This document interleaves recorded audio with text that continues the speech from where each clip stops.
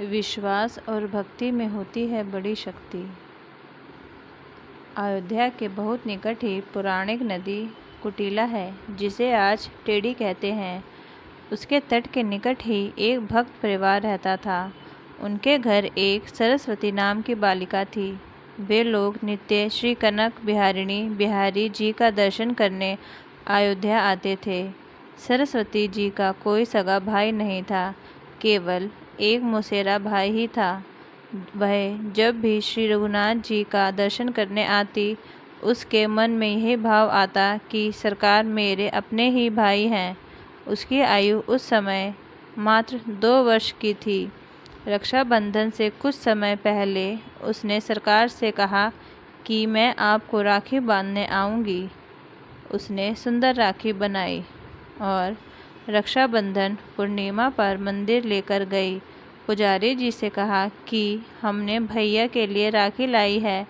पुजारी जी ने छोटी सी सरस्वती को गोद में उठा लिया और उससे कहा कि मैं तुम्हें राखी सहित सरकार को स्पर्श करा देता हूँ और राखी मैं बांध दूँगा। पुजारी जी ने राखी बांध दी और उसको प्रसाद दिया। अब हर वर्ष राखी बांधने का उसका नियम बन गया। समय के साथ वह बड़ी हो गई और उसका विवाह निश्चित हो गया। वह पत्रिका लेकर मंदिर में आई और कहा कि मेरा विवाह निश्चित हो गया है। मैं आपको न्योता देने आई हूँ। चारों भाइयों को विवाह में आना ही है। पुजारी जी को पत्रिका देकर कहा कि मैंने चारों भाइयों से कह दिया है। आप पत्रिका सरकार के पास रख दो और आप भी कह दो कि चारों भाइयों को विवाह में आना ही है। ऐसा कहकर वह अपने घर चली गई। विवाह का दिन आया। अवध में एक रस्म होती है कि विवाह के बाद भाई आकर उसको चादर ओढ़ाता है और कुछ वस्तुएं भेंट देता है। उसकी मौसी ने अपने लड़कों को कुछ सामान और 22 रुपये दिए और मंडप में पहुंचने को कहकर वह चली गई। उसका मौसेरा भाई उपहार, वस्त्र और 22 रुपये लेकर रिक्शा पर बांधकर विवाह मंडप की ओर निकल पड़ा। रास्ते में ही रिक्शा उलट गया और वह गिर गया। थोड़ी सी चोट आई और लोगों ने उसको दवाखाने ले जाकर मरहम पट्टी कराई। यहाँ सरस्वती जी घूंघट से बार बार मंडप के दरवाजे पर देख रही और सोच रही कि सरकार अभी तक क्यों नहीं आए। उसको पूरा विश्वास है कि चारों भाई आएंगे। माँ से भी कह दिया कि ध्यान रखना, अयोध्या जी से मेरे भाई आएंगे। माँ ने उसको भोला समझकर हंस दिया। जब बहुत देर हो गई तब व्याकुल होकर वह दरवाजे पर जाकर रोने लगी। दूर दूर के रिश्तेदार आ गए, पर मेरे अपने भाई क्यों नहीं आए? क्या मैं उनकी बहन नहीं हूँ?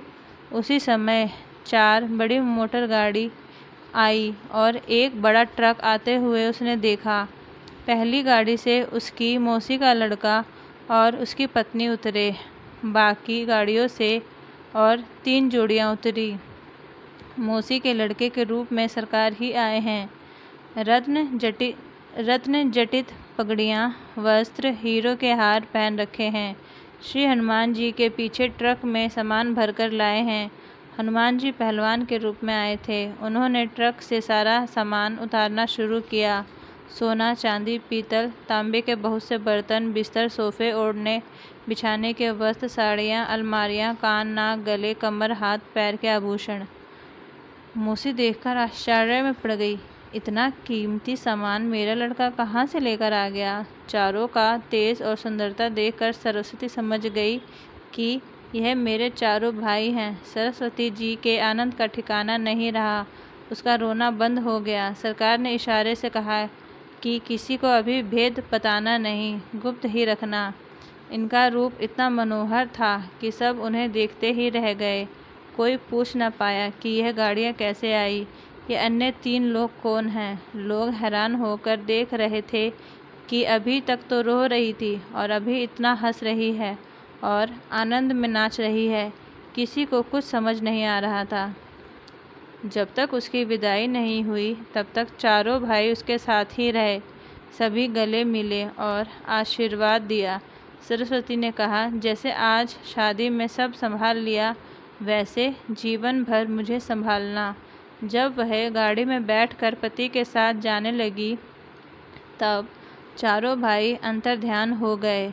उसी समय असली मौसेरा भाई किसी तरह लंगड़ाते हुए, पट्टी लगाए हुए वहां आया।